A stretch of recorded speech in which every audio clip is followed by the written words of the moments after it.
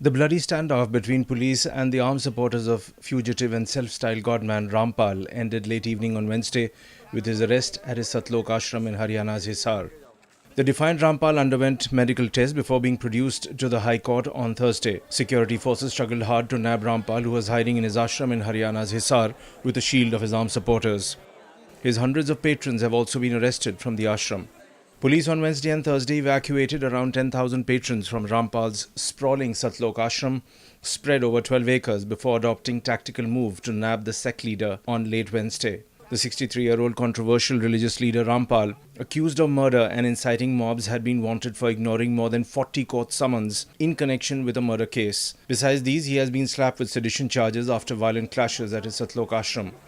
The controversial sect leader has been sent to judicial custody till November 28th. खंडपीठ ने director general of police Haryana को निर्देश दिया है कि वह एक कॉम्प्रिहेंसिव या डिटेल्ड एफिडेविट दायर करें अगली तारीख तक, जो कि 28 नवंबर है, जिसमें वो बड़े विस्तार से एग्जॉस्टिवली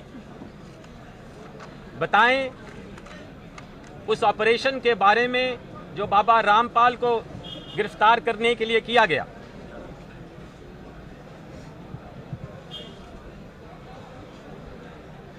क्या रेजिस्टेंस या विरोध उस ऑपरेशन का हुआ,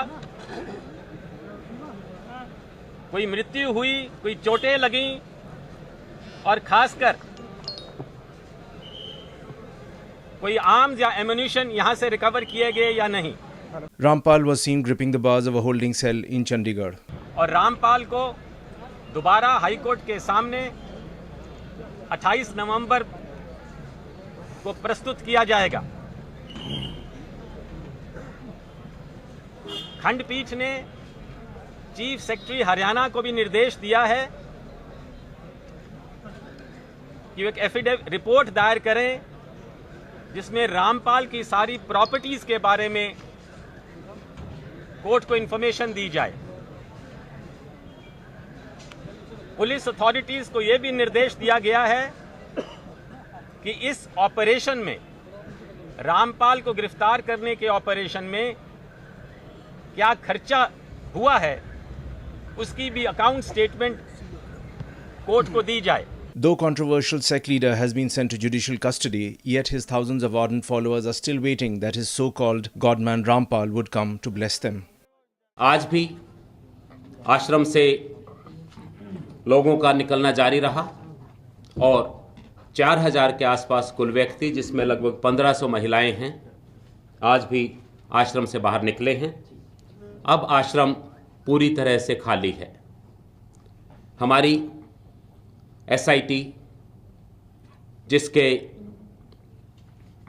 हेड जो हैं वो एसपी हिसार हैं, उसमें 2 डीएसपी हैं, 4 इंस्पेक्टर हैं, एक फॉरेंसिक साइंस लेबोरेटरी के एसएसओ हैं और सपोर्टिंग स्टाफ है, और जिसके साथ एक साइबर यूनिट, ये जो लैपटॉप और हार्ड डिस्क इत्यादि पकड़े गए हैं, इनकी जांच के लिए सहयोग करने के लिए लगाया गया है। ये टीम सर्च वारंट के साथ थोड़ी देर पहले आश्रम में दाखिल हो चुकी है। आश्रम का एरिया बहुत बड़ा है और मुझे लगता है कि यह सर्च हम जल्दी से जल्दी पूरी करने की कोशिश करेंगे। Powered by NNIS.